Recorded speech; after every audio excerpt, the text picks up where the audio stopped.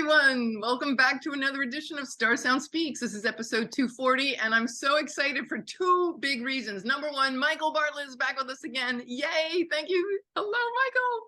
I love your new background. Gorgeous. Thank you. Yay, core Michael. So if you don't know Michael Bartlett, what are you, crazy? You don't know? No, I'm just kidding. No, actually, he is a master metaphysical astrologer joining us from Santa Fe, the author of two books, Astrological Mavericks, and as you see in the background there, that adorable background, yeah, that is from his book, Astro Theater. Michael is in his second, he told me he's in his second Saturn return. And so we're going to be talking about Saturn and Pisces. We're going to give you the full download, what it means, the Saturn return, what the history of Saturn in the last two cycles of Saturn and Pisces, and what that has brought us in the collective. So what we can use from the past, the lessons, and where our awareness is being asked to be directed to.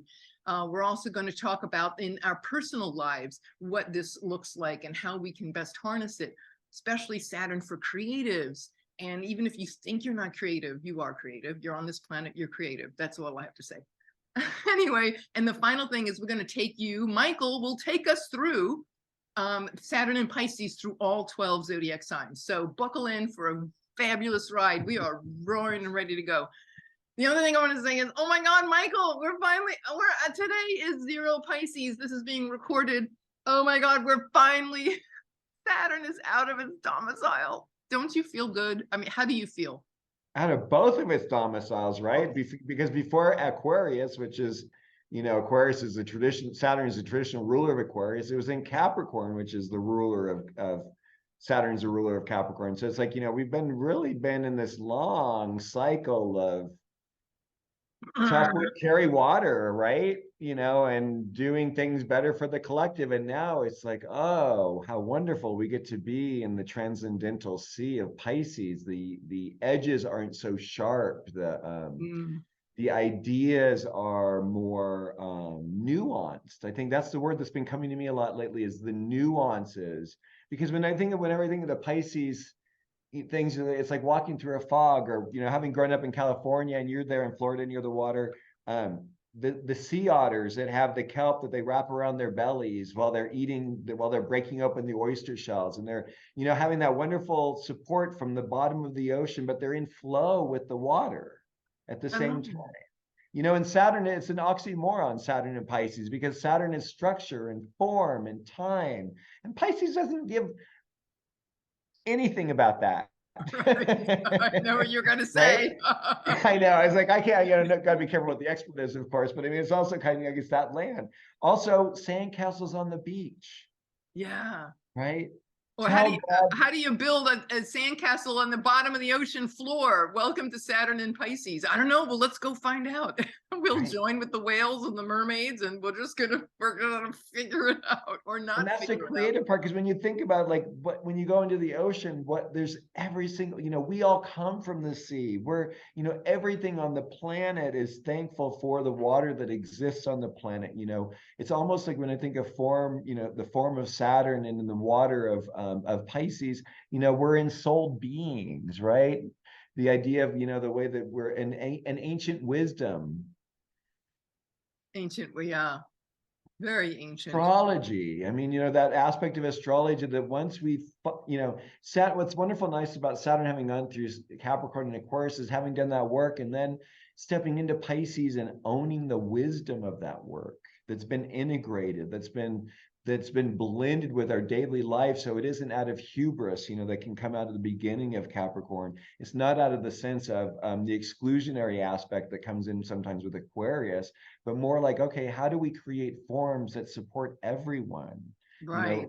What are the things that make us, one of the things I've been thinking, like in my March forecast, I talked about, we're going to look back on this month, this is going to be like BM and AM and BM, before March and after March, because it'll be so different. There's going to be something that's going to show us that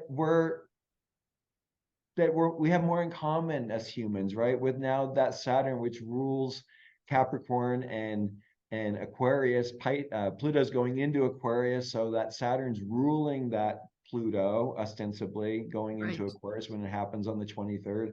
So there's this very, it's the rules and the not the rules. It's, learning how to draw, and using a coloring book. And then when you realize like, oh, I want to make my own lines. I want to paint beyond the lines that they have in there, because Saturn is also about our authorship, all right, our authority. How do we fit into the greater whole? And in this, and I don't, it's just like, sorry, it's so many downloads. This is my No, it's second okay. with it, but like, that No. wonderful, the Course in Miracles. The ego that thinks it is the separate drop of water within the ocean. Right. Yeah.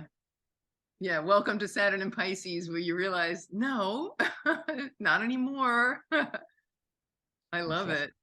So, for people who are in Saturn and Pisces, if you're 27 to 29 years old, or about 57 to 59, you're going through your first Saturn return, which would be in Pisces, and the second Saturn return, 57 to 59. And if you are 87 to 89-ish listening to this, you are entering your third Saturn return. Saturn was in Pisces in the mid 1930s.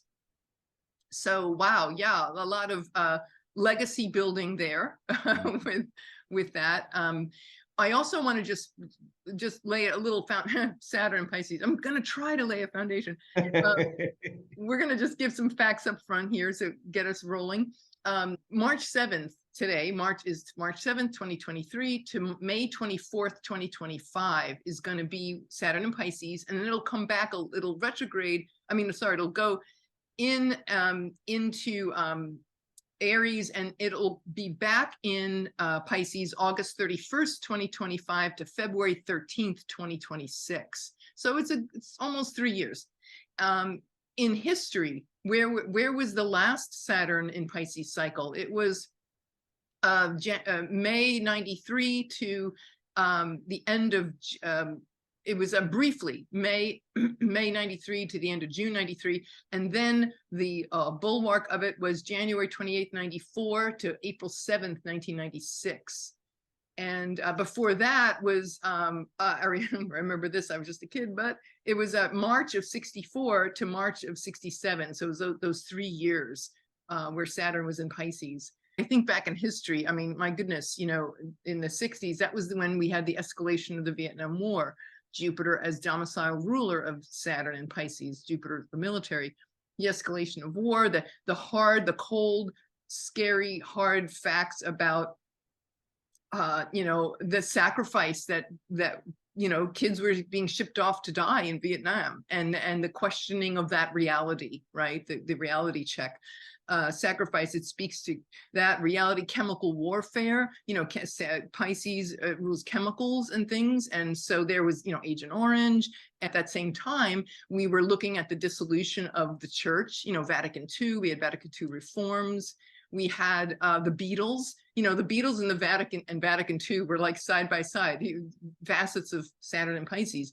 I remember we would go to mass, and the priest would just recite in Latin, and then we got rid of the Latin mass.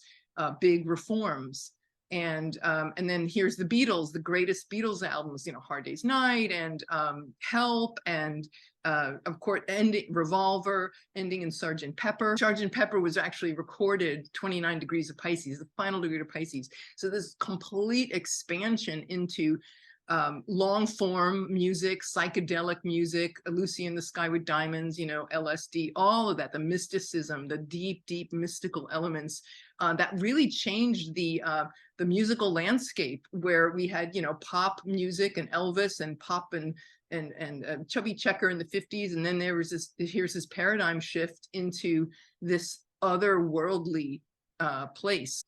God is Dead. Remember when that came? God is Dead. Right? New York Times and Newsweek. Is God dead? It was on the front cover of Newsweek in 1966.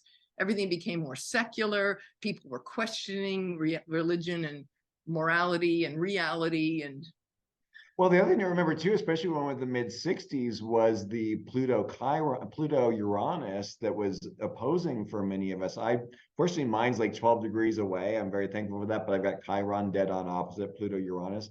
but that was the other thing is, and then here we are dealing with still yet another relationship with that Pluto and Saturn going on, right? Yep. So, Yep. this ongoing thing. And also, I think for those of us born in the mid 60s, that began to be the era of people kind of, what was it? Tune in, tune out. I Yes. forgot what Yes. his thing The was, Timothy but it, Leary. Yeah. yeah, Tune in, Timothy tune out. Leary, and that was psychedelic, but also this thing of like, hey, we're all kind of buying into this system that isn't necessarily feeding our individual soul, right? That 1950s style that was still kind of holding on for dear life in the 60s. That actually we still see some remnants of it, but that kind of I'm gonna wear my shirt and tie and my jacket. The woman always wore a dress or a skirt. They never wore slacks. There was that certain class of women who, if you wore slacks, that you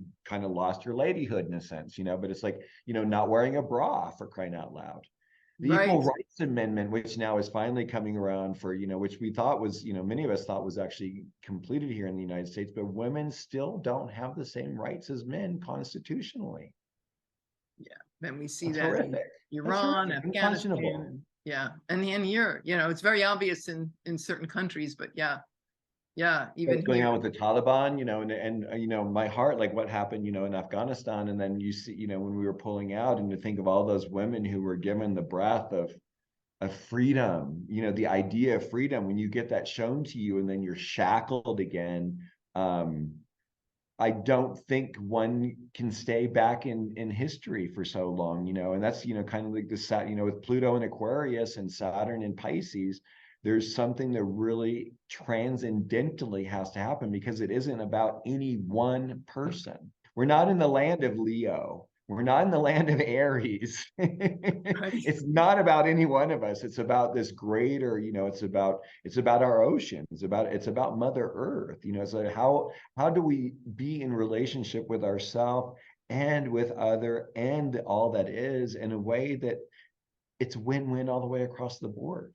Where, in the 60s was this beginning of where the kids were having an experience that their parents did not understand, Right. right?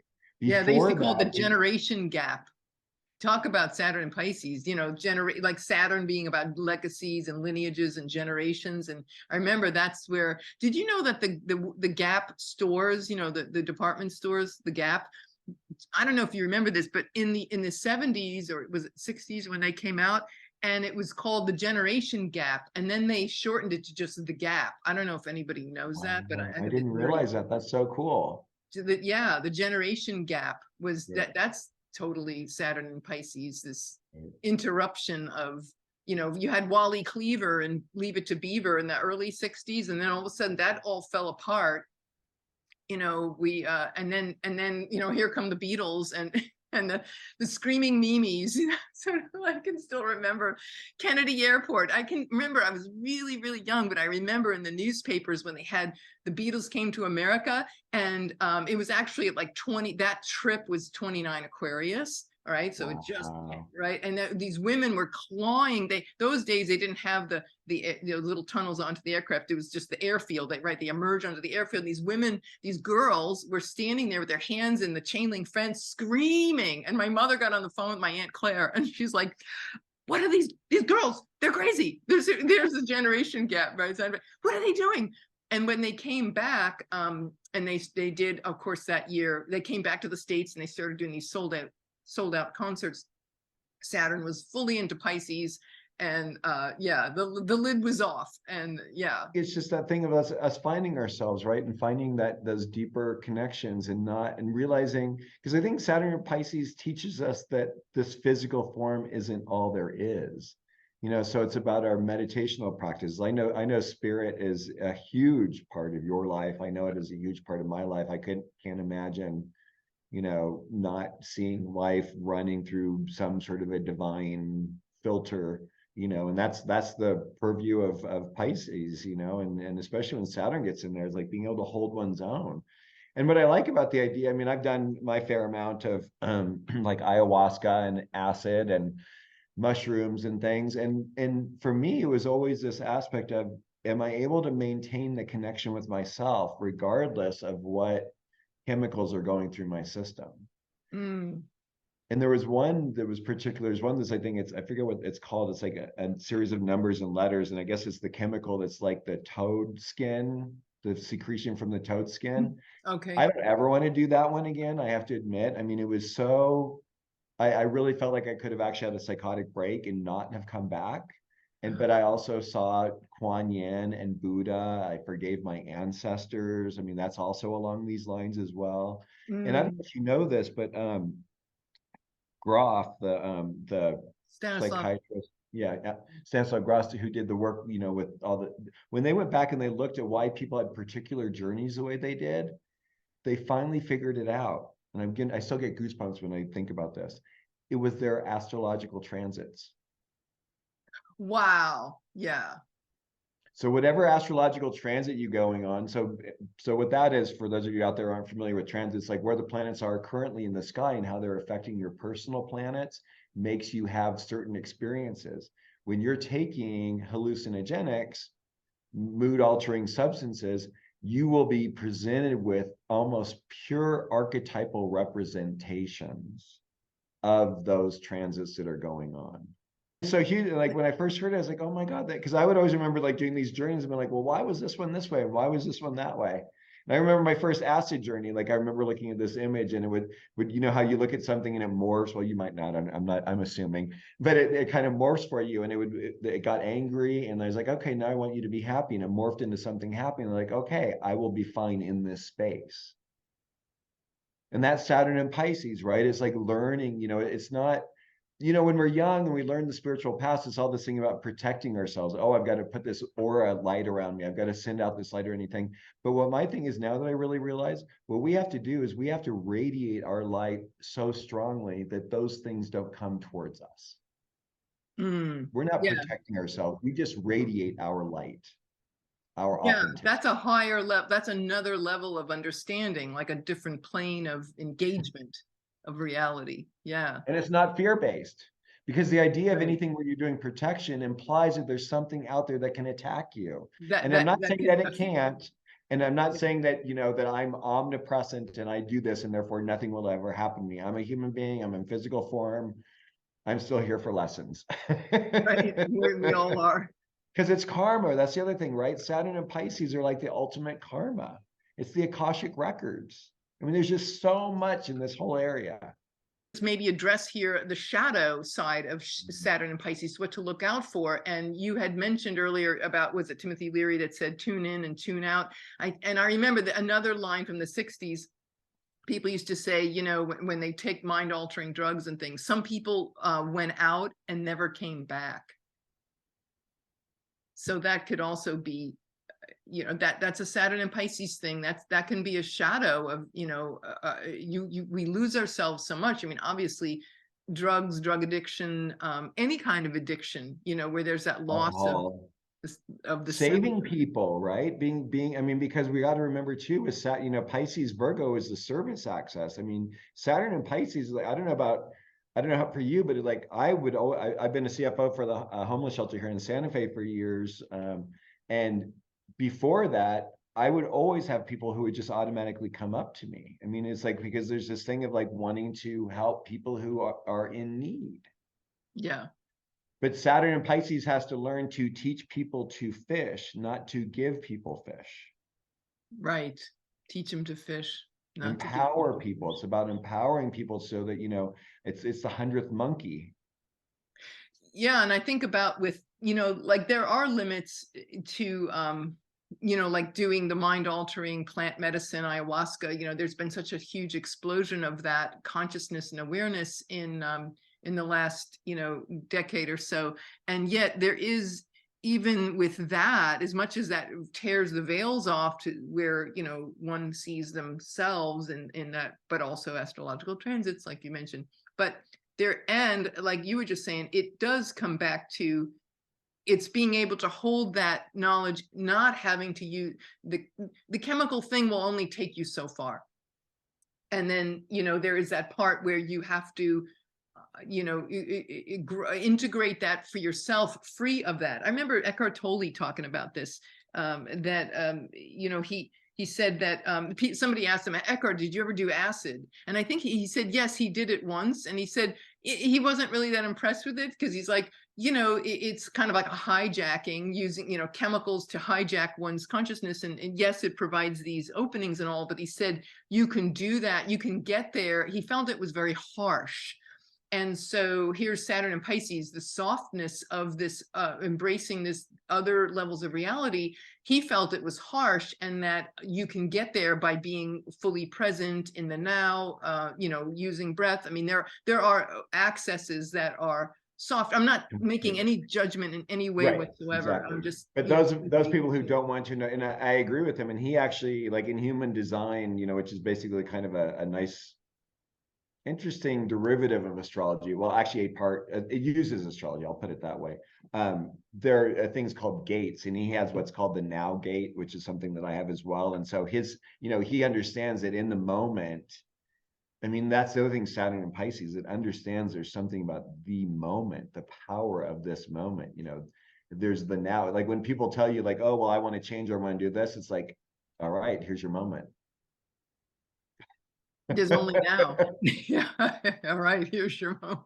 What are you going to do with it? It's like, oh, I'm going to have another drink. Well, then you're really not going to seize your moment, you know?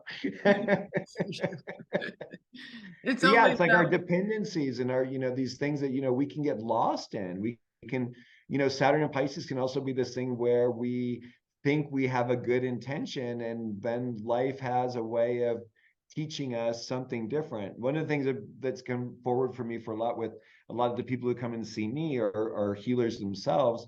And I'll say, you know, we have to honor our sensitivity, Saturn and Pisces again.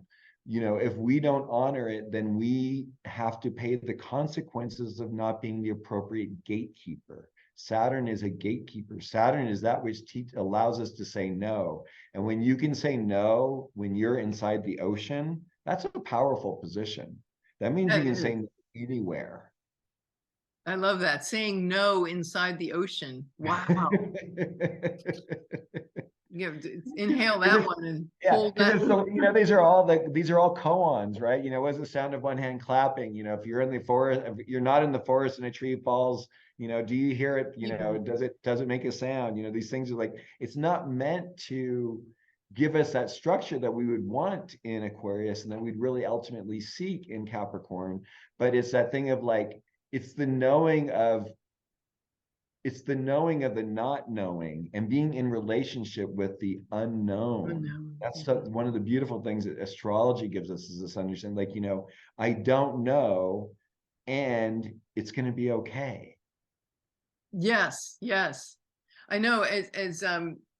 It's funny. I'm just listening to my dear colleague Lindsay at El Natal Astrology. We went through Adam Ellenboss's school together. She was just talking about this, and I'll bring up here about that it's going to be okay. And she mentioned, and I remember hearing this about the song "Let It Be" with Paul McCartney, and how everybody always thought it was Mother Mary. But it was really his own mother, whose name was Mary, who died when he was only 14. And she came to him in a dream.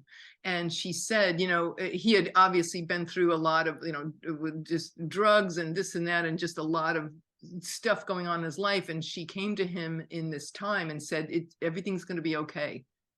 So, yeah, I don't know if you knew that about it. I did not. That's such a beautiful. But he never wanted to say that at first. He just let it be. He just put it out there. And then there's that freedom of interpretation, you know, because there is no one reality, you know, to find a foundation in the fact that there is more than one reality might be a Saturn and Pisces thing. So he was that embodiment of Saturn and Pisces energy by allowing people to have their own interpretation of it. Because I know when I was a kid and I heard that song, I was in Catholic school and I was like, wow, that's really cool. Like, wow, Mother Mary, you know, it came to the Beatles, you know. I was like, they're not all bad people like they were trying to tell us. And so the Pisces is the collective, right? It's the, you know, and so speaking, you know, doing something where you come from your own authenticity, it's very, it's this it's this interesting koan. It's like, when we do things for ourselves, we're also doing it for the collective. Yeah. We, and in the process of what we're doing here, what we're talking about, we don't know what effect it's going to have on other people who end up hearing this, or what it might open up or unlock, or what, might connect, make people connect. And it's also like what it's also doing that for us as we're doing this process, this So evolutionary. yeah, like being in service and not having any attachment to like this particular, in the Gita, they talk about that, not being attached to the fruits of one's actions, that we just do our actions and we just put it out there, and then whatever happens, happens. Yeah, my Saturn's in square to my moon. I have like an early degree Pisces moon, and I have a late, 29-degree Scorpio moon, and it's an out of sign square, but so it's water. So it's this thing where it's kind of like even more a little bit slightly elusive, and it's just taught me so much, especially like the subtleties of gaslighting. Like or the ways in which people give you a compliment. For those of us who have certain friends who are a little more acerbic, they give you a compliment, you're kind of like, was that a compliment, or were they trying to tell me something, that kind of thing. And it's normalized because it's like, and it's an acceptance part, right? Because Pisces is also about acceptance. It's like allowing for people are not going to necessarily get what it is that you're sharing. When we talk into water, we don't know, it might come through really clear. I don't know, did you watch the Harry Potter series? Oh, absolutely. There was Yeah. that one where they were having that contest, and there's that thing where he had to take in the bathtub and we're in the water, and then when he put it in the water, then it like then you could actually hear the word. I mean, I thought that was so, that's Saturn and Pisces too. It's like, do you hear the music? I mean, I'm thinking like when we look at the chart for, I don't know if you want to bring up the chart for today's Ingress. Sure. But, and look at that, I think, there's a stellium in Pisces. And one of the first things you said is, Mercury's in, is in its debilitation.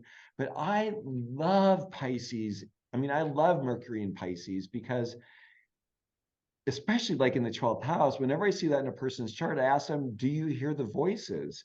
And I always get a giggle out of my clients when I say that, because and it might not be, it's not like, the crazy voices, although, technically it could be, I'm not going to rule that out, but it's just like, those things that inform you, whether it's the environment, whether it's animals, whether it's dream state, whether it's you're driving in the car and you're changing the stations and you hear a sentence made out when you change the stations. You look at different billboards, it's telling you a message, but it's related to what you're going through. I mean, there's this level of synchronicity and beauty. Yeah, we can change that. That's probably even better. Yeah, I just want to do it, sorry, for the USA, but go ahead, keep going. Yeah. I love it. And then the other thing, and then it's Neptune, the ruler, the modern ruler. So, I mean, I look at those four together and I think that's total Akashic record territory, the form of our history, being able to communicate it, being able to see it, the sun, and Neptune, the vastness of it all, this understanding. I don't know if you ever saw the movie, What Dreams May Come, Defending Your Life by Mel Brooks. And it's so I remember, yeah, with Meryl because Streep. they have this little scene where, well, not little scene, it's all predicated on this thing when they pass away, you go through and you're defending your life, not and it's funny because Al Brooks, who wrote the movie, by the way, takes it as being like, oh, his ego keeps getting hurt, like, oh no, that wasn't what I was doing. But it's like, it's this idea of fear. How much do we fear, and how much does fear limit us from living our lives? When I see all that stuff in Pisces like that Saturn now is going to go a little bit off the rails, right? It's not going to worry about doing anything that it's had to do in those last two signs of Aquarius and Capricorn, and things are probably going to get a little bit messy. Yeah, and that's okay. Yeah. No planet has to live in its domicile forever. There's a benefit to that, but then it needs to be in all the signs to give us we have to give ourselves the full experience. Yeah, and on that note, I totally agree with you. I love Mercury in Pisces. I love when Mercury's retrograde. I think it's fabulous. Now, okay, bias, I was born Mercury retrograde. But seriously, I used to freak out and get really angry in my younger years when I hadn't matured about that part of myself. but I've grown to really embrace it. And I think this is for the United States. I've got this chart for Washington. So it's happening in the 11th house of allies and friends and colleagues and the people that we, collectively as a country hang with. But hey, you know what? We don't even have to talk about countries, because Saturn in Pisces is all about dissolving.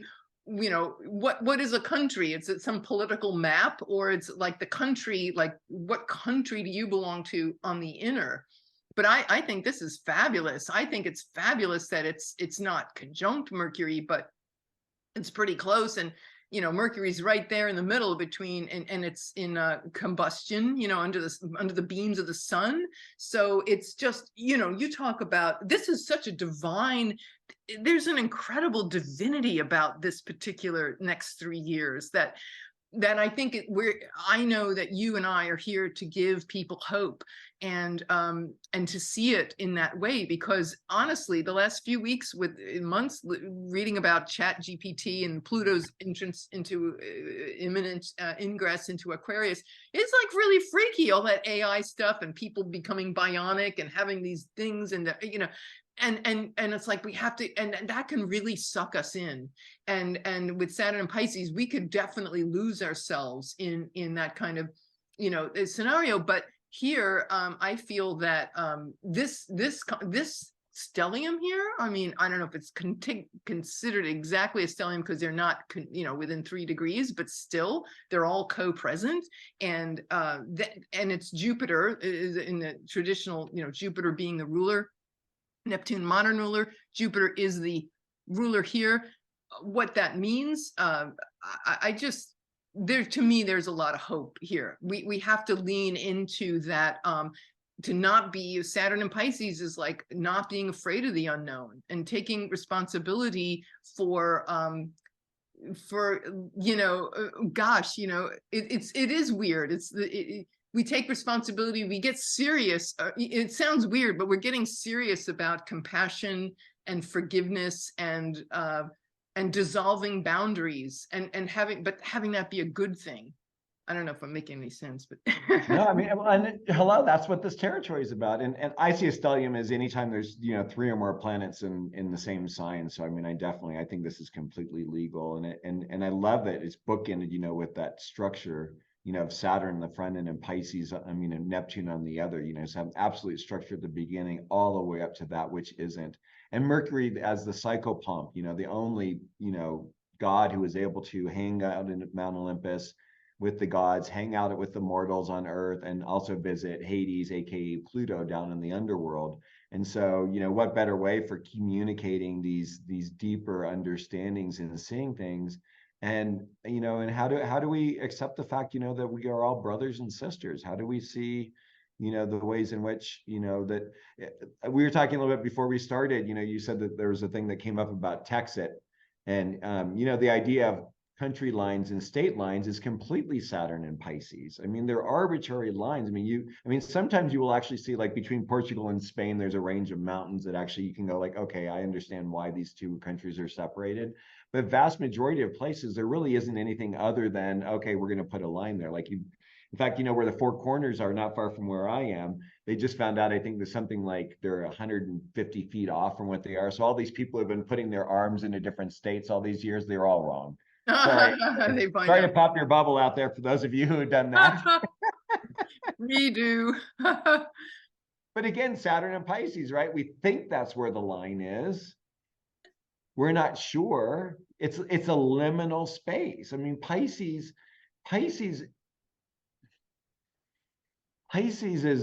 like even just like finding the words for it, right? It's the ocean. It's like, what are all the things in it? We came from the ocean. We'll end up, people who do what is that? The Neptune Society, where they're, released back into the ocean again. And right, like the cremation. Right, instead of esoterically, the ruler of Pisces is Pluto. So here's another way in which we have another thing that's kind of going. So I'm just looking at this as being this really transcendental time. And I posted something on Instagram and Twitter and a couple other things, but it's this wonderful poem about, basically with Saturn and Pisces, what? It's time to grow up. It's time to stop acting like a victim. It's time to take responsibility. We Yeah. know, we really do know what's going on, and we've got to stop acting like, oh, we've got to actually say, hey, you know what? The emperor's not wearing any clothes. Yeah, when you said about especially that victim thing, it's like, yeah, all that finger pointing, and I'm a victim, and this person did that to me, and gaslighting and all this crap. And it's like, okay, forgive yourself. You can't forgive anybody else till you forgive yourself, but it's definitely giving us this huge opportunity with that stellium in Pisces. Yeah. I mean, Oh, for an go ahead. example, for me, I mean, I've shared a bit about my chart enough that, one could, anyone who's astrologically inclined can say, oh, family life probably wasn't too easy. And it's not, it wasn't for me. And actually this last year, I've actually said goodbye to my family and not interacting anymore. And not because I don't love them and don't accept them, but that it's not healthy for me to be in relationship with them. It's we're operating in a different way. And I am tired of having my way of being seen as being, not being acceptable, because I know Right. the way I'm seeing it. Those of us who are conscious in our families, and I'm not meaning that the rest of our families aren't conscious, and it's really hard as an Aquarian not to say these things and not sound like some sort of an elitist. But but there's also the truth of our experiences, and there are many of us, especially those of us born in the mid 60s, where our parents were of the Leo generation and they were doing their own thing, and we didn't really get that much of a reflection that we needed to. And so, it's taken us a lot longer, hello Saturn and Pisces, to gain our inner authority. I'm so excited for the second Saturn return for so many of us, because I'm hoping that we'll start coming forward and sharing what we've learned and what we know, because it's an amazing amount of resourcefulness that's gained from having endured these situations in these families, coming out of the generation where, being beaten was an understandable aspect of being raised as a child. I mean, that was normative abuse back in the day. I mean, it wasn't nice, but when you looked around, your friends and your cousins also were getting the same thing. But it doesn't, our little souls don't resonate with that very well. Sure. I was going to say something I totally forgot. It just jumped out of me. I was thinking about, I know, when you said about having to say goodbye to your family. Wow, that's really big. And that's what you're just heading into your Saturn return now. And there is this division line of saying goodbye. Wow, with compassion. Well, like you have total compassion. Well, I don't know that I did it with compassion. In my heart, I'm holding it in a compassionate state. I don't think that how I did it was probably the best possible way. But also I have, Pluto's also, I'm an Aquarian sun. Pluto's coming up on my sun. So, there's something radical of who I am that, our family units are like our societal units. They're meant to keep us in a certain form, in a certain structure. And when we step out of those structures and those forms, we become a threat to society. When we see sometimes, those of us who are here to help make change on the planet, it's a very fine line from upsetting the ox cart in a way that encourages people to move along and being thrown in jail. Yeah.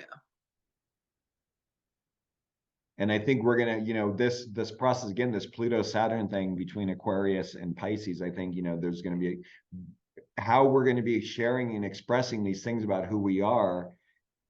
It's going to be very interesting to see, more and more, the 1%, and also, Black Lives Matters and women, and, like understanding that all of us have a place at the table, all of us having endured and experienced childhood and having grown on the planet of life, we all have scars, and it's okay. And we can't let them rule the way in which we need to make this world a better place. Right. Beautiful. I love how you said that.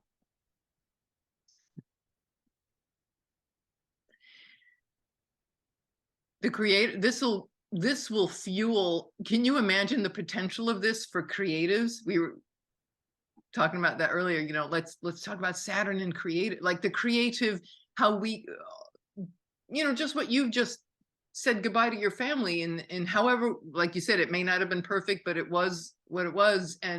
But look at how, if we have had to make such difficult, those of us who have to have and are heading into having to make these difficult decisions.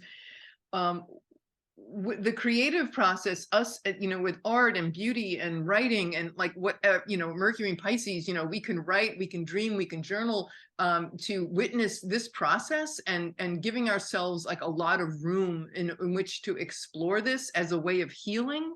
As a way of healing this, we can lean into the creative process. That's what I'm seeing, this beautiful opportunity.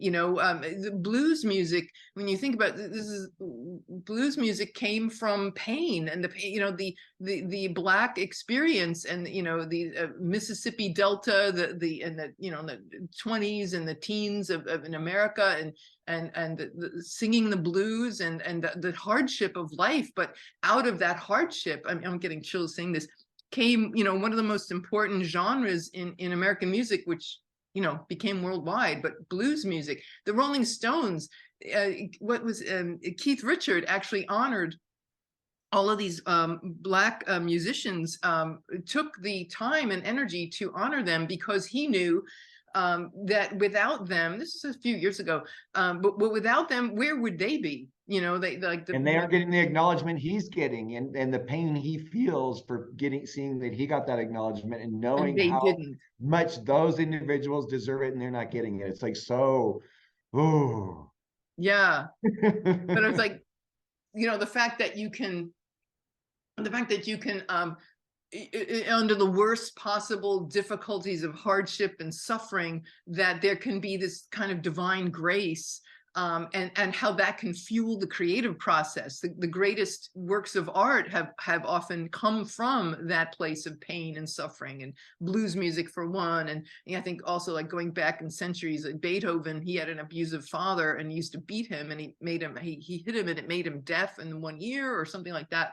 It was from abuse, but that didn't stop him. In fact, maybe it was the fuel, I don't know. But look at the music that hundreds of years later, it's still here with us. So it's like a way of that pain and suffering allows us to like break through and create some pretty outrageous experiences, mystical and musical and artistic, and how that suffering can, if it's there, to embrace it and feed it, and like, what comes out. Like Dolly Parton says, you can't have rainbows without rain. I love And Tolle. humans, us humans need, unfortunately, our pattern has been that we need to suffer in order to bring forth the best of ourselves. And maybe we can turn into a time, maybe we can turn into an era where we don't have to punish ourselves and others so much to be our beautiful selves. Maybe we can learn that, the hard part is Saturn does require work. Pluto takes away that which is unnecessary. So there is a thinning, there is something that does have to be, some work has to be done, right? That's what the implication is here with it. But, if you understand, hey, you know what, Saturn's going to ask me some work, those of us who have strong Saturns in our chart understand, like, the beginning part of our life is going to kind of suck in a way. But because of like the work and the pain that we endure through that it's like, it's like a savings account that you get to a certain point in your life and you're like, oh my God, I have a couple $1 million in the bank, of emotional, psychological, intuitional, spiritual, physical resources that will help me work into this next phase of my life. And to be honest, I think especially those of us with Saturn and Pisces, to take that and help others to go like, hey, you know what? It's okay. The way isn't clear sometimes, but you know what? If you put one foot in step of the other, the AA training, one day at a time. Right. That's, And it making gets that back, commitment. and also, but bringing ourselves back into like us humans, some of us are so idealistic and so forward thinking. We have to like sometimes draw ourselves back to like right now, like we were talking about earlier, what do I do in this moment now to affect this change that I really want to have happen down the line? Yeah. What must we do right now? So it's like you have a goal, say like in 5 years, I want to have something. Okay, well, if in order to do that in 5 years, then in 2.5 years, I need to do this thing, in a half a year, I need to do this thing. There are ways in which it happen. If you just sit there, that was the bummer part about that whole idea of The Secret. I mean, The Secret is not Saturn and Pisces at all, because it's like this thing that is about like, oh, if I affirm and I affirm and I affirm, then I'm going to make it manifest. Well, no, if you haven't done your work and your consciousness isn't in alignment properly, you're going to start doing that, and you're going to keep having these experiences that are frustrating, and you're going to have a weird spiritual angst about yourself, because your idea is warped about how the process works. Yeah, and I found I had a personal experience of that, and I feel it's, yeah, like what you're just saying here, Michael, is like this concept of work and earning, like you said earlier about putting money in the bank. It was like making that daily bank deposit and plus interest. I mean, but you have to do the work to get the payoff, and that, of course, Saturn demands it, right? You work, there are no credit cards in Saturn's domain. You pay now and you earn it, and you pay later. and you get a return, like if you're doing it right, right? In French they say, petit à petit l'oiseau fait son nid. A little by little the bird builds its nest. The truth is, what's nice about reaching a certain age is you realize that 99% of life is literally butt in seat. If you are putting the time and energy into it, it's like Groundhog Day. You watch that and like you realize like, oh, she loves French. Well, I'm going to learn French so I can woo her with, it's whatever we love, whatever we have our passion into, we put that energy into it, and then it pays off. If you want to become a musician, you've got to play that instrument every day. You've got to be doing the thing to make it so that everything in your life is in alignment and flow with that. And the other part of it, what is that it's not just the effort and the commitment, but the other side of it, or another piece of it, is what do I have to give up? Saturn is also about sacrifice, and so what am I giving up in order to get to that goal? You say you want to lose 20 pounds, but you're eating ice cream every day. Well, you got to give something up in terms of so there's this effort, but there's also sacrifice. Yeah, so exactly. yeah, it might not be that big bowl of ice cream. Maybe you're going to go into the freezer and just say, you know what, today I'm going to start with just having a spoonful. Or my thing is, because that's the perfect analogy for me, I mean, Aquarians with our sweet tooths is crazy.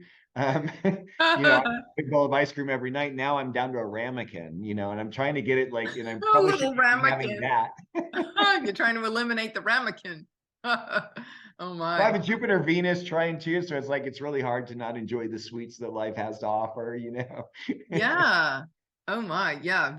Yeah. Venus totally about sweets. But and by the way, Jupiter and Venus in the sky right now, for those of you, look out just right after sunset, above where the sun sets, and wherever you are, you should be seeing, except for maybe in the southern hemisphere. I'm sorry, I'm really bad about that part of it, but you should be able to see this beautiful play of of Jupiter and Venus. And and that Jupiter being domicile ruler for this ingress, let me bring the chart back real quick, and then we'll do our zodiac signs, if that's okay with you. Let me bring, wait, hit that back, share screen. We're doing okay timeline? Yeah. This conjunct, well, it's Venus separated from Jupiter earlier in the week, and so the fact that this is co-present, what would you like to share about that, with this being Jupiter being domicile ruler, traditional ruler of this wonderful little scenario? Yeah, well, also too, when we think about it, Venus was born out of Zeus's head. Okay. So Venus and right, Jupiter have a very, sacred, and then also too, here we are in the warrior sign, and she's, and there's this aspect of her where she, is a lot more, I think a little more feisty and warrioress like, and really being able to take charge, which is so beautiful. That's what I like it. But I just think there's just an automatic, it's like having two, like your two favorite aunts, or your two favorite relatives, that whenever they get together, it's just like a little love fest. You want to be around them whenever Jupiter and Venus get together. You just like, there's just something very magnetic and yummy about the energies that are involved. And it's like, it's big blessings. It's it's our values. It's wonderful time for love affairs. Oh my gosh. And ideations about love, and getting one's desires met, I guess, would be another with that, with Aries. Yeah. One's desires met. Yeah. And new, I think of it in a cardinal sign too, like new beginnings. There's this new beginnings of finding one's personal truth. That's just, the Jupiter in the sign of Aries, what is my truth? What is my individual truth relative to all of that dissolution of reality and societal, the Saturn and Pisces, the societal conditioning and the dissolution of societal conditioning, and finding one's way in the context of that. And fearlessly too, with Jupiter and Venus, it'd be fearless. I mean, it's one of those things where I kind of have that sense of like, you can't help but. Yeah, you can't help but. Well, why don't we just finish our talk up, if you don't mind, on Saturn through the houses and what people might expect. But before we say that, I just want to say real quick, did I mention how just in a humorous way, because of course being Leo, got to bring humor, Saturn for creatives, in the creative process, just one more loop to that before we move into the zodiac houses, the reality check on, Saturn bringing that reality check on your dreams and your visions. So it's like, you got visions, you got dreams, you got art and beauty that wants to come out. Great. Saturn's like, I'm there for it. Show me the business plan. Show me the commitment. I think of, there's this movie, David, it was called The State in Maine. It was a David Mamet, I don't know if it's a play, but it was made into a movie in 2000, and it's hysterical. And it stars Sarah Jessica Parker and believe it or not, Alec Baldwin, and unfortunately the late great Philip Seymour Hoffman. But David Paymer is a character actor. He was also William H. Macy, and it's this little small town that a movie comes to the small town in like Vermont or something, and they're trying to shoot a movie. These people come in from Hollywood into this small New England town, and all this chaos erupts when all this stuff that goes on.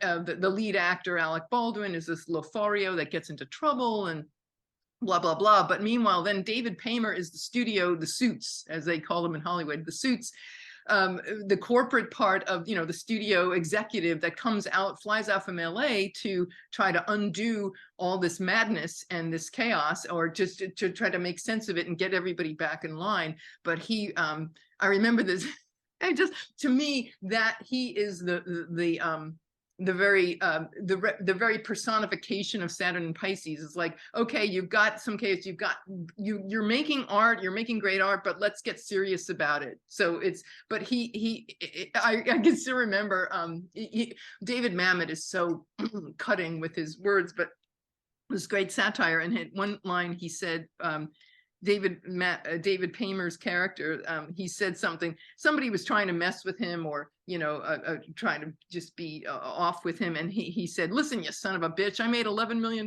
last year." Alrighty then. I wanted to mention that. I was like, that's me, David Paymer, Saturn and Pisces. Let's get real here. Bring it into reality. But anyway, so having said that, Saturn and Pisces through the zodiac. What might people expect if you've got Pisces rising? If we could just kind of sure. Pisces rising. I mean, usually what you say with the rising sign of the first house is, that's your appearance. That's the way things are appearing to the world. So you might start feeling a little bit of restriction. You might you might start appearing to be an authority, and you're ready to be an authority, or you might have some altercations with authority for claiming your own authority. That'd be one way I'd say it. How about Saturn in the second? Saturn in the second, that could be a little bit of tightening on your finances and your resources. It might mean there's a time, it might be more about being a little more frugal with your means, with your finances. You might want to be a little, putting a little bit more towards savings if you can. And not a time for idealism, not a time for not a time for gambling with your money, probably. Cold hard reality check with finances. Yep. Third house, the house. Third house might be time to have a talk with siblings, that some things, maybe some boundaries being set with siblings or a neighbor. making sure that you are doing the right things in your neighborhood. Maybe, you're in an HOA and you've let your weeds grow a little bit. You might end up getting a little knock on your door from the HOA saying, it's kind of time for you to kind of take care of some things around here. Right. Or if you're in school, because it's also grade school, it could be, a schooling thing. It might be, a really challenging time of getting work done and having to do like a little more effort and working for communicating. Also, if you wanted to start writing a book or doing some sort of a blog post, that would be really well supported during this time. Fourth house, Saturn in the fourth, Yeah. where I live with Pisces that ruling one. the fourth. Yeah, I live with that one. So, having boundaries with your family, making sure that your home is secure for you.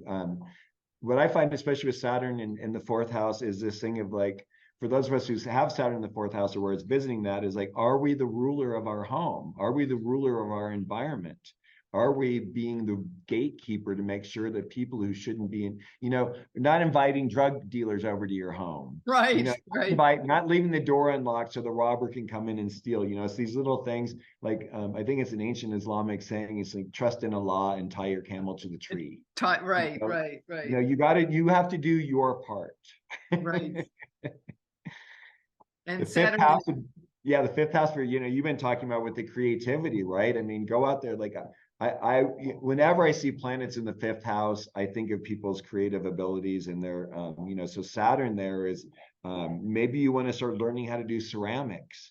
Maybe you want to, building something, with it being water, it might be more like, watercolors, to be honest, creating some sort of thing, maybe setting aside a room in your home to do your creative pursuits. If you actually have a strong fifth house placement, or if you're a really creative being, making sure you have the space to do that and create that, as well as, fifth house is also that sign of lovers, our love affairs. I was going to say, yeah, could fall in love with an older person who's as mystic, visionary, Walden Thoreau kind of, Right. And maybe not saying yes to some of the other ones who aren't as exciting for you in the moment.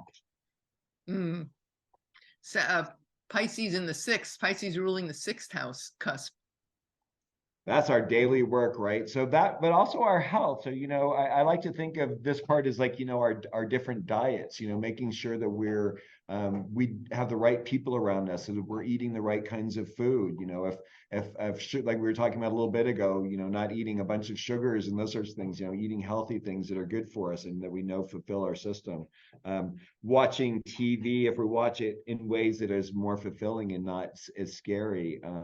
Whatever it is, these things that we create, these rules, but also might be volunteering, giving back to the community and creating a different structure. It might be setting up a legacy for helping others. I know for me, that's where mine is. And Pisces in the sixth. And I know when in the last cycle of Saturn Pisces, I remember going to great lengths. I was working in an art gallery. I was living in Sedona at the time. And I worked in an art gallery, and I had to go. I was taking these really advanced classes and spiritual trainings, and teach with my teacher who was on the East Coast. So it was an enormous amount of sacrifice and commitment. And I had a team of people I worked with, and I had to get time off every month, every other month or so. We'd have another master teaching. I have to look at cross country time zones, getting time off, getting all these co-workers to switch days so I could get those days off. And I'd sometimes have to work, 9 days in a row when I came back, just so I could have that opportunity. But I knew it was like we were saying earlier, coins in the bank, that I knew that I first of all, I knew I needed to do this. It was like, there was no choice in the matter. It was something that I gave myself to. And also just to knowing that, this was a sacrifice of personal comfort, but it needed to be done. And of course, the benefit of giving back, of this enabling me to part of my dharma, and also just being able to give it back, in the years to come. But yeah, that was a enormous personal sacrifice and effort. But yeah, definitely paying off. So that's my little riff. Seventh house. All right. Pisces. Seventh house, Sometimes these can be issues with our relationship, right? They can be these issues where there could be separation, divorce. Again, it's this thing of like setting up your boundaries. I think, Forming and reforming boundaries. Yeah. yeah, I think one of the most important things we need to learn in life is to say no. And I don't think people respect us until we say no. Those of And us who have maybe Pisces it's, birth, I was going to say, maybe with Saturn and Pisces, it's like a sacred no. I think I mean, Pisces isn't about lines and boundaries and things. So it's like it's this very interesting kind of thing to it. But it's like, so then you have to have a dam, or you have to have sand that keeps the ocean, or whatever it is, something that holds the water. That's what, that's the only way kind of like Saturn introduces itself into the water realms in a sense. But I think, in relationships, sometimes we end up doing things. We talk about the unspoken agreements that we have in relationships. Like, I won't bother you about this if you don't bother me about that and everything. But I think sometimes when that Saturn comes in, it's like, okay, you know what, we might need to renegotiate the contract, which is getting a little bit more into that eighth house, to be honest, I would say. But it's that thing, like, if you want to stay committed, if that upset is happening on, what's going to happen with that Saturn in the seventh house is that renegotiation needs to happen so that it actually will support going forward for the next 28 years or whatever period of time it will. Because actually, if you look at it, I mean, we talk about the 7-year itch in relationship, right? What is that? That's the first quarter of Saturn, right? Saturn square opposition. Most relationships hit, I had a 14-year relationship, Saturn opposition. I mean, it's so funny. Saturn has a huge, huge effect on our relationships. If you start tracking that in your chart, you're going to learn a lot. Yeah. And Saturn in the eighth, talk about reining in one's partner's finances or the finances or support of others. And even like, right. So, I mean, that might be, if you're a trust, you're a trust baby, maybe something's going to happen with your trust. There might be, your investments might not be paying off as well. Someone maybe got a hold of one of your accounts, fraudulently. Yeah. Or, the thing is, like, when someone passes away and you're a beneficiary, it could be like someone else coming in and taking, because the eighth house is really, other people's resources that, are a gift to you. But with Saturn there, it means that it's probably not going to come to you as quickly. I would say in that kind of a case, though, is if you can be wise about how you handle it, once Saturn gets out of your eighth house, there'd be a good chance for you getting a payoff on it. But it requires a level of diplomacy and ambassadorship that and very few of maturity us have, and maturity, because the thing is, most of us go into that money is mine, and they get into the demand. And if you get into that when Saturn's involved, you will end up with nothing. Yeah. That's usually a clause in trust and estates too, is like, if someone contests it, you will lose. So it's like finding other ways that you can go about it. Scorpio, it's like, how do you need to manipulate things a little bit to get what you want? But in a healthy way, one that's really, Saturn, doing the right way with Saturn. So that makes sense. Doing the right thing.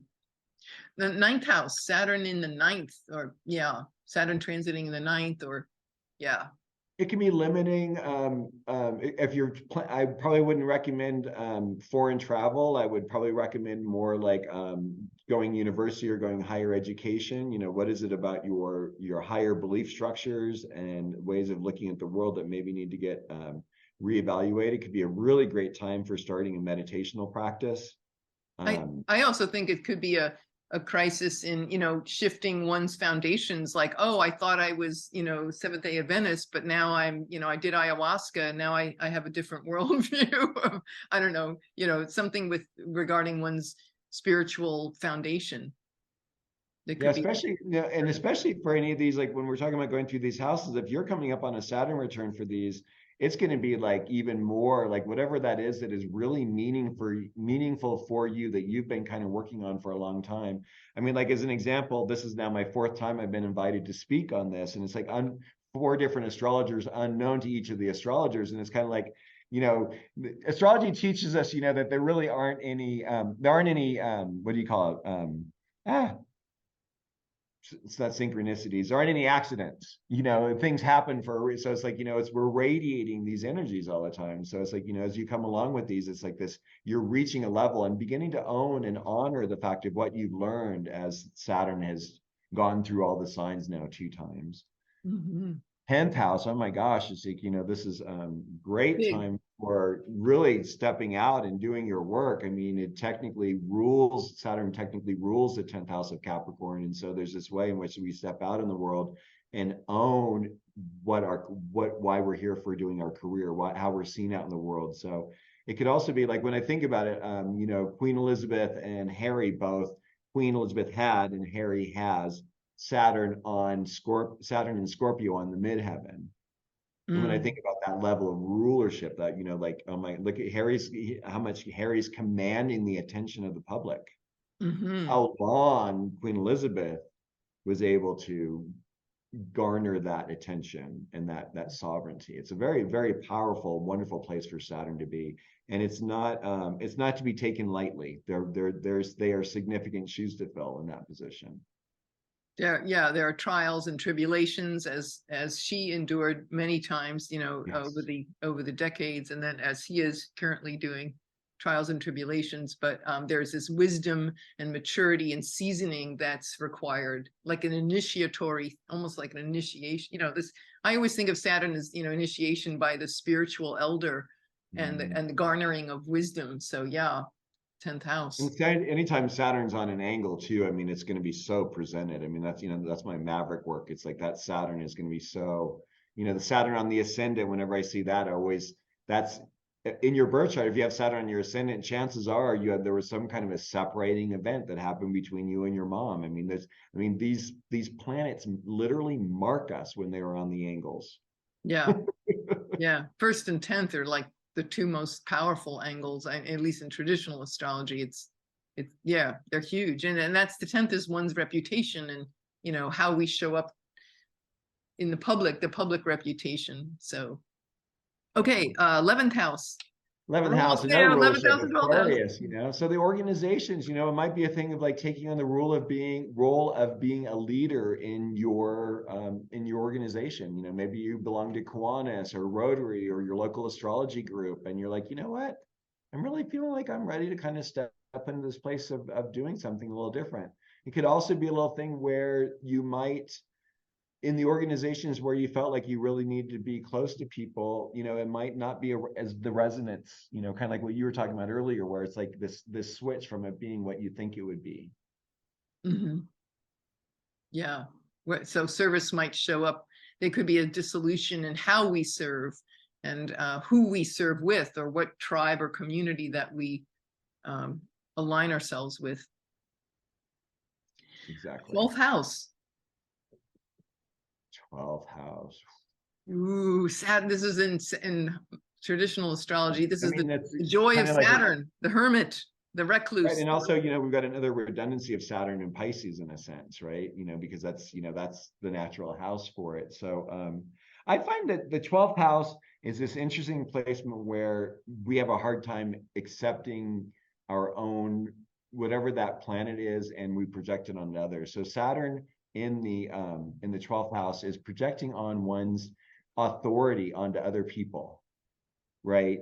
Having other people are ones who are in charge. I'm going to take it easy. I'm going to let other people do that kind of thing. And the truth is what you realize, that in order for it to really be structured in the right way that works for you, is you actually have to do it. And again, another aspect of, doing the spiritual work, dream journal time might be really great. See the things that are like more nuanced, again, paying attention, maybe there are certain animals that are showing up in your atmosphere a little bit more. There are different ways in which that 12th house speaks to us that is not, like kind of what we've been speaking to all this time. It's not as clean cut and clear, but you understand what it is. I also think about wise elders from other dimensions that enter our consciousness and guide us from unseen realms. If you take it into a very spiritual perspective, in that reclusive hermit, in a place where we might feel a place of suffering or loneliness, that we can garner these connections and relationships that, because of the deprivation on the material realm, there is this opening or an opportunity for that on the higher plane of like ancestral elders. That's just what comes to me.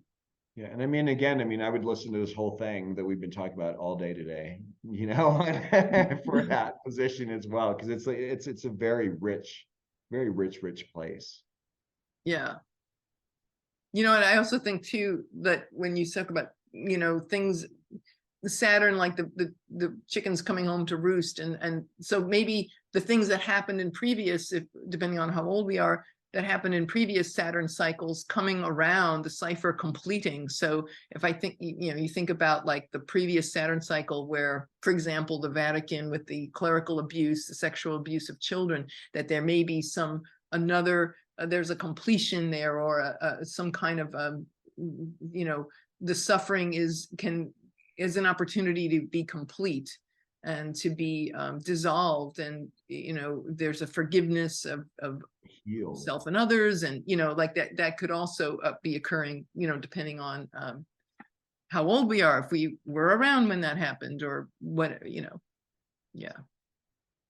Beautiful. Anyway, yeah, well, that's awesome. Thank you so much for your time here. We certainly covered a lot of ground. Oh my God, but it's a huge topic. I mean, it's, you know, when we start getting into the outer planets and when we get into those last 3 signs, I mean, there is an amazing amount of material to unpack. That's true. Well, I appreciate you helping us unpack. We had our shovels in today. This was not a YouTube short by any means, but no. Yeah, but thank you all for staying on this long. Please hit the like button. Please subscribe to Irlianna. She's awesome. Oh my God, I love listening to all the stuff that you put out there and the work that you're doing, and just beautiful. Thank you for the beautiful gift you are for astrology, the planet. Well, thank you so much. Well, I can say the same for you, my dear, and I love everything that you bring to the table, and your wisdom and your compassion, and it's certainly I'm excited to see what will occur for you in this second. Having been through my second, I have to say it was a lot easier than the first, because you do the work. If you're 27 and 29 and you take on what's ahead of you in these next 3 years, I'm telling you, let this elder speak to you. You will find it will be so much better for you. You know, I can't speak to every single individual of where your Saturn is and the condition of your Saturn and all that, but generally speaking, you do the work at 27 to 29, you will reap the benefits. You will be, it's a slow interest building account, but you will see it will come around again. If you don't do the work at 27 to 29, it can be, from what I've seen with clients and people in my life who I've known, who did not do the work, or at least in my view of things, yeah, not pretty. So cautionary tale. Yeah, do the work. Compound interest, that's a savings account, or compound interest that is a loan. It's your choice. Oh, wow. Very well said. Compound right? interest is, it's either savings or loans. So yeah, it's your, and yeah, I mean, it's like that thing of like, you know, whatever, like if you don't, like if you know that you should be saying no and you say yes, it's your own damn fault. And the exact amount for which you thought you were going to get away with not having to deal with, you will have to deal with more because you didn't do the right thing. I mean, that's what Saturn teaches us. Yeah. Yeah. You know, waiting on the repair on your car, right? You know, if you do it today, it's going to cost you $100. If you wait 6 months or a year, it might be a couple $1,000s. But it's your choice, you know? and yeah, and also Saturn rules teeth. So if you're going to wait on your teeth, right. yeah, that's going to cost you. You're going to have a lot of root canals, and we may not have teeth by the time you're second Saturn. Yeah. So anyway, it's just a little reality check there, but just from one who's been through it. All right, my dear. Well, big love. Oh, who is that? Is that Lily? Big love. Yep, it's Lily. It's so Saturn and Pisces because she keeps reappearing and disappearing. I'm here, but I'm not. Yeah, you can tell there's no facial recognition for dogs. Right. Not yet. Not yet, exactly. Bless you, Irlianna. Thank you so much. Yes, you're welcome, and big blessings. And anybody who needs to contact, I'll have Michael's links below for his book and website. And yeah, thank you all so much for listening, and we'll see you soon.